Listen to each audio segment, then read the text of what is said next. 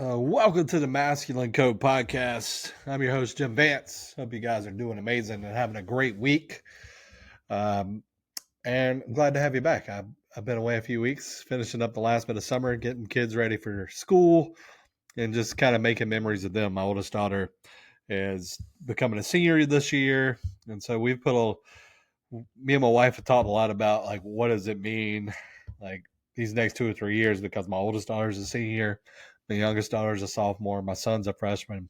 And so we really want to get the most out of this time with them because, they're going to be out on their own and doing their own thing. And so a large part of the summer was spent hanging with them, doing things with them, and so on and so forth.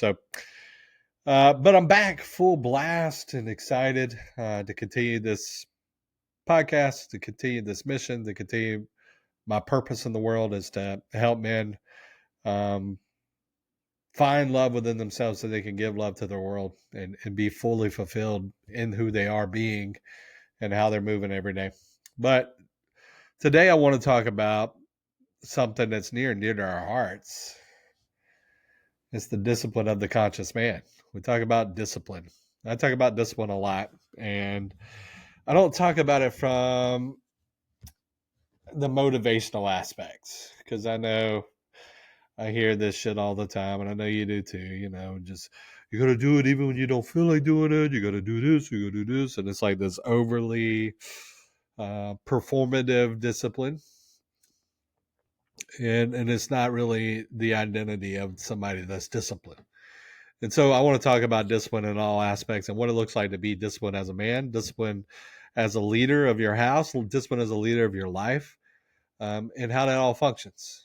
So I hope you guys enjoy. If you'd love to hear more, please subscribe, share this with somebody, and I promise I'll keep pumping out great messages for you to live by and think through, which I think is the most important. Men, the day you only do what you feel like doing is the day you sign your own death sentence as a leader. I think we have an epidemic in this country. Too many men are worshiping at the altar of feelings. I'll go to the gym when I'm motivated. I'll connect with my wife when I feel in the mood. I'll give her what she wants when she gives me what I want. I'll have that hard conversation when I feel ready. I'll open the door to that new opportunity when everything feels perfect. And we wonder why our body's soft, our marriage is cold, our purpose is obsolete at best. Today I'm going to talk about the discipline of the conscious man and the ability to act on what must be done regardless of how you feel. Because the thing that I'm going to harp a lot on is your feelings are fleeting, right?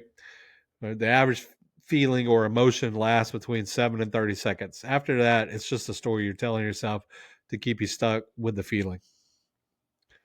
Discipline is a crown you get to wear every damn day, if you choose it.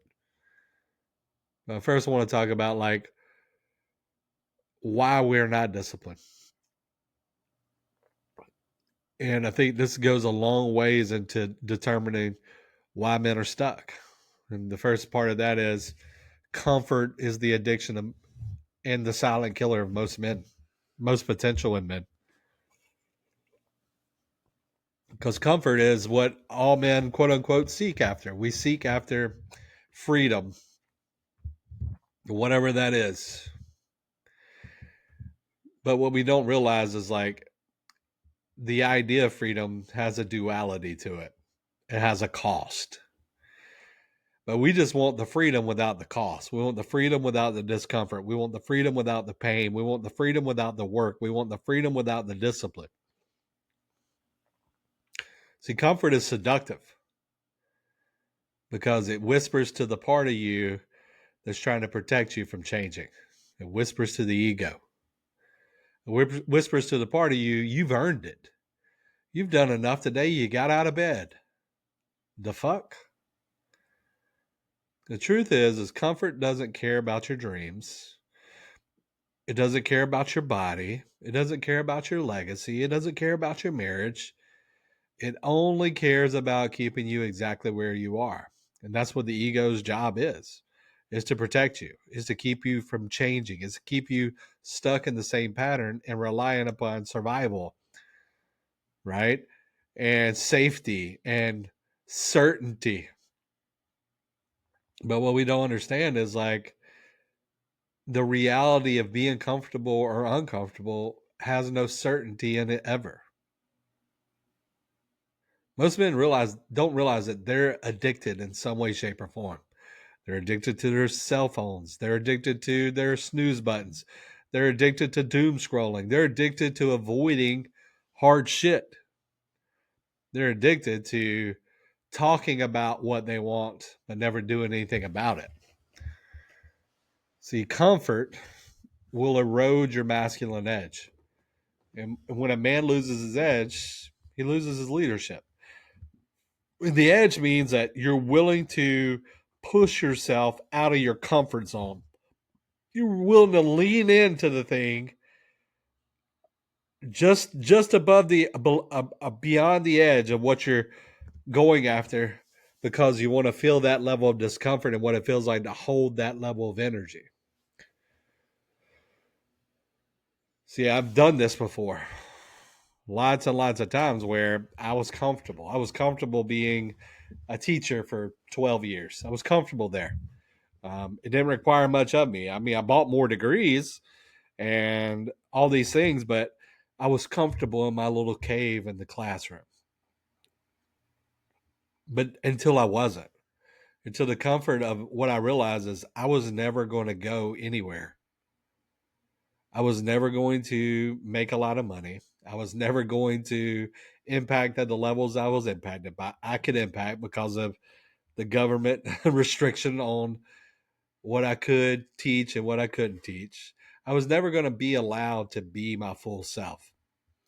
And in that comfort of being in the room, I was also creating discomfort within my soul, because the comfort made me feel good about not moving, but the not moving made me uncomfortable about what I really wanted.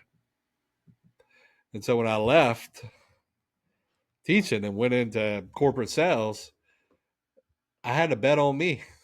I had no sales skills. I had no sales knowledge. I had no sales experience other than I'm willing to work really fucking hard and learn how to do this at a high level. And that's what I did. But I was willing to get uncomfortable. I was willing to lean beyond the edge of what I knew so that I could learn what I didn't know. And in that, it created an opportunity for me to become bigger, better, hold more, learn more, grow more, network more, impact more. But it was because I was willing to get out of the comfort zone. Because the comfort zone, like, I mean, you've probably heard 1,000 quotes about it, but the comfort zone is decorated with the excuses of your lifetime is one of my favorite ones.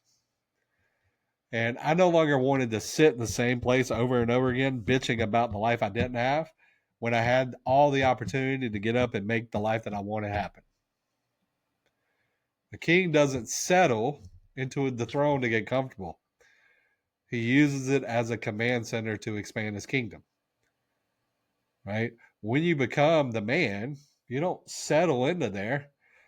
That is just the place where you grow bigger. You grow more. You expand yourself so that you can impact more. You can provide more. You can create more. You can become more.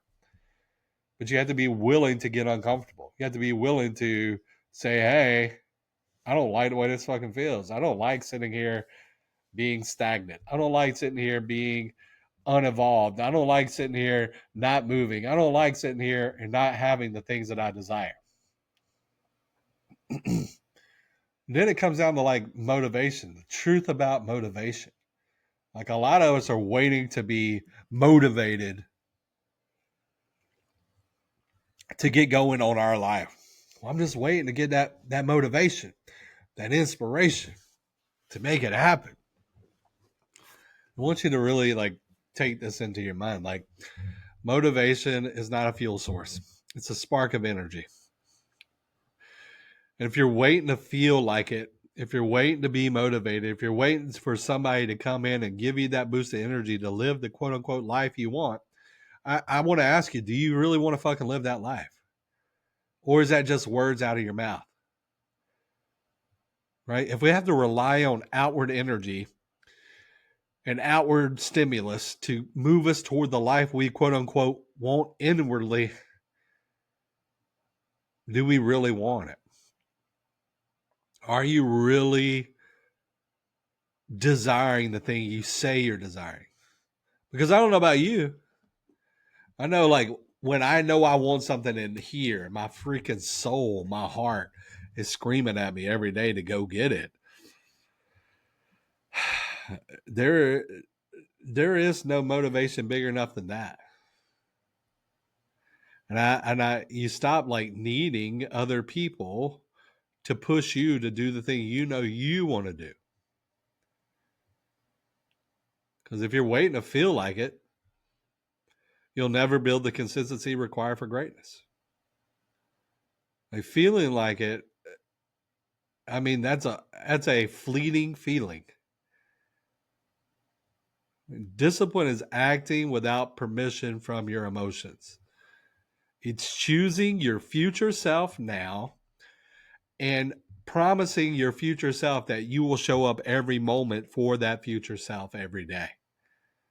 No matter how you feel, no matter what's in your way, no matter what's on your schedule, you're going to create momentum towards your future self. Right? Because if you don't have a future version of yourself that you're moving toward. You're going to choose the current version of yourself because right now you're in the habit of having the life that you have. And as much as you say you want different and you want more, the reality, it looks like those are just words and not not actions that you're trying to move toward. I remember a time like about a year and a half, 2 years ago. I fell off a ladder. It's about a year, almost 2 years now. Crazy. I fell off a ladder. I was helping my daughter put lights up in her room and LED lights. So I was up on an 8-foot ladder and I was down to like maybe the last 2 or 3 feet of LED lights to finish. And the ladder just tipped a little bit. You know how when ladders tip a little bit, it makes you react you react bigly. And then that overreaction, it threw me off the ladder. And when I fell on my left side. Tore my rotator cuff, my bicep off my left shoulder. I tore my ACL, my LCL, my meniscus, and my left knee. And in that, a lot of things slowed down. A lot of kind of configuration of my life had to be rethought about. Like I was a consultant then for an IT company, and I was working out, but not really at the places I wanted to be working out. I wasn't working my business at the levels I wanted to work my business. And I was just kind of meandering through life. I was purposeless almost. I had priorities I took care of every day, but I never was directional in my purpose.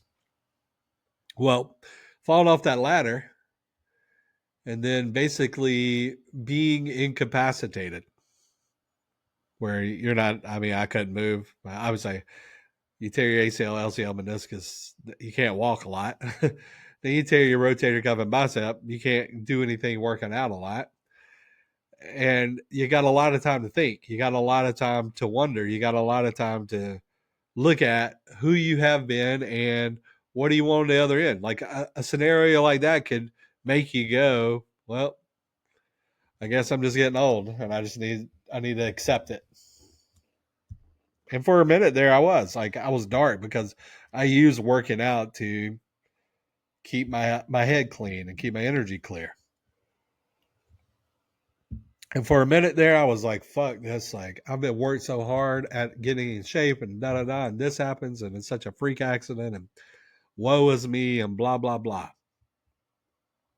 But the reality is that still period where I couldn't move became a period where I got uncomfortable not moving.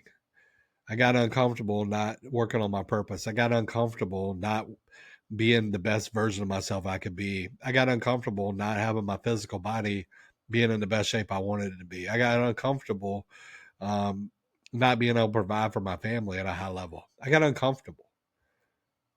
And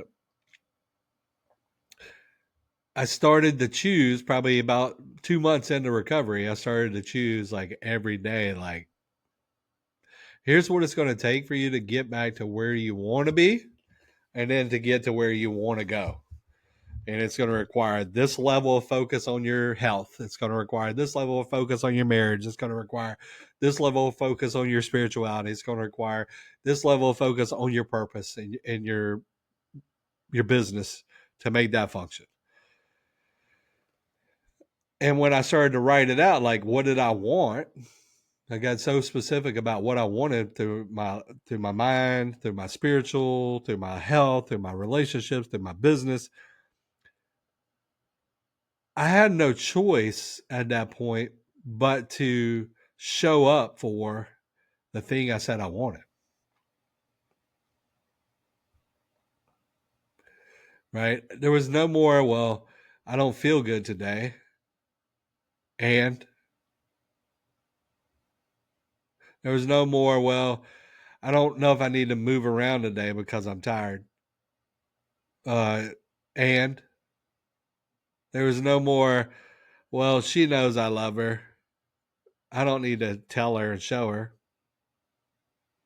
And there's a lot of like, that sounds good. And you said you wanted this. And so then I started like, am I negotiating with the little bitch in my head? And I got really like discerning of that little bitch. I got discerning of why I used to use motivation to get me pumped up and fired up and, oh, I need to go. I got it. I got to get that David Goggins hit, or I get Gary Vaynerchuk hit, or I get this person's hit. And I'm like, oh yeah, I get a little hit off of their success. And that gets me fired up until I'm not fired up anymore. And I just wanted to be fired up about the version of my future self that I was choosing every day. And the only way to get fired up about that, guy, is to start living that motherfucker's life every day. And when I started to live that life every day and I started to choose those actions every day and those thoughts and those beliefs, and I've just started becoming the guy.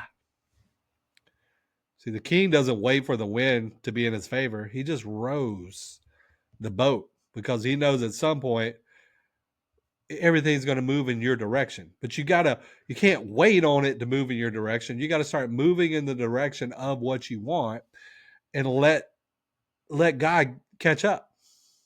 God wants you to move. Like, he don't say pray and wait. He says pray and move in faith toward what you like, toward what you want, right? So how do you install like this level of discipline in yourself? And I think I just started to talk about it. I think number one is like, set a non-negotiable standard. Your workouts are going to be appointments with your future self, right? I think that's an important one. Like, set a non-negotiable standard for yourself. The first part I always do is I break my life down into 4 parts. I call it your discipline, your health, your development, which is your spiritual life, and your mental development, your devotion, which is your relationships, and then your drive, which is your purpose. And so with your discipline, I always say set a non-negotiable standard, right? With your future self. You eat like a man that's fueling his mission, not a man who's just sitting there mindlessly eating to feel better. I would write out how many workouts I need to do a week. I need to write out how I need to show up for myself in my body every day. And you need to anchor that in. I am a man who takes care of his body no matter what. Because without my health, there's no amount of wealth is going to solve your problems. You can make $1 million today, but if your health is waning and you got to have a triple bypass and you can't hardly breathe, when are you going to enjoy it? When are you going to be able to share that experience with your wife and your kids? When your mind I think it's like the daily inputs to your spiritual life. Like, are you reading the Bible? Are you praying? Are you meditating? Are you reading every day? Are you journaling? Are you learning new things about yourself and new things about your life? Right? Remove the junk from your life. Stop mindlessly scrolling, having useless debates with people that aren't doing anything with their life, staying on the news all day long so you can just put yourself in this negative um, nervous system dysregulation. Replace it with deliberate building of yourself and the life you want. Instead of being reactive to everything that's going on around you, all the bad news, all the bad shit, all the bad people, how about you just get focused on building the good shit, building the great relationships, building the life you desire? So you got to show up with what you got to show up for what you want if you want people to show up with you there. In your relationships, show up with presence. Even when you're tired, it doesn't require being present doesn't require a lot of energy. It requires a lot of you. And when we understand that, like we stop trying to perform presence and we could just be present, we're able to sit with our wife, we're able to listen to her, we're able to understand her, we're able to communicate better. You're able to lead harder conversations with her. You're able to be more consistent in your pursuit of your wife. When I say consistent in pursuit, that means dating your wife.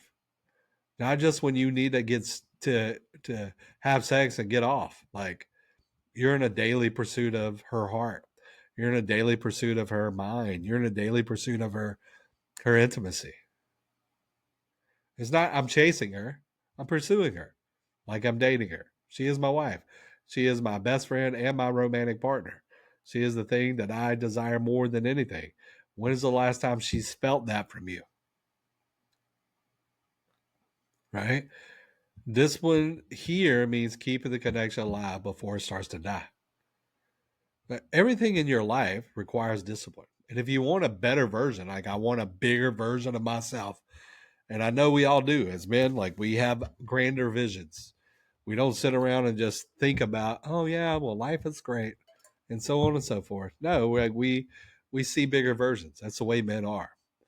And if that's the case, then we have to be cognizant of the fact that we have to build disciplines that match that thought and those ideas.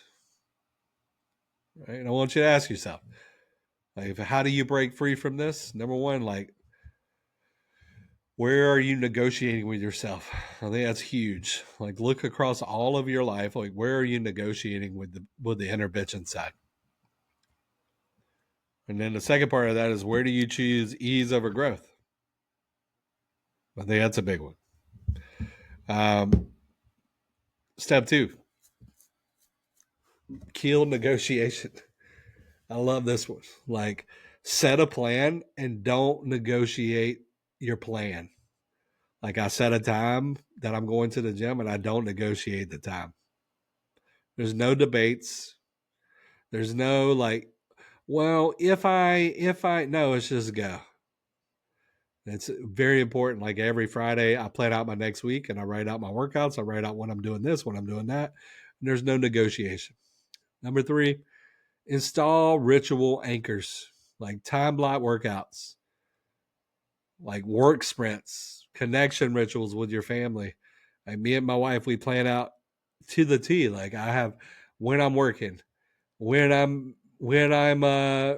creating content, when I'm having coaching calls, when we're having our connective time at nighttime, when we have dinners, all these things. Everything is based off ritual anchors so that we don't have to negotiate. We don't have to think about it. We just show up for it and make it happen.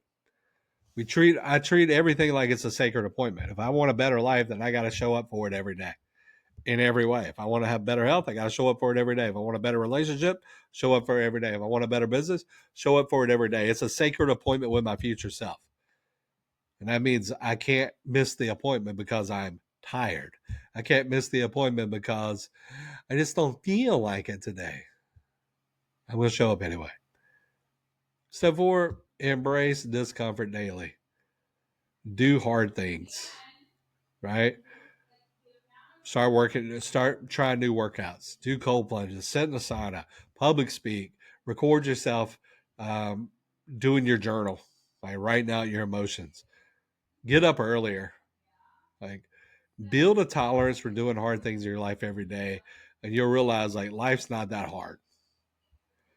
But doing hard things makes it a lot easier, no doubt. I want you to realize, guys, like discipline's a muscle.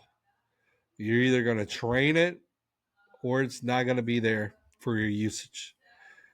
And when it atrophies, your body suffers, your mind softens, your marriage gets erodes, and your mission dies a slow death.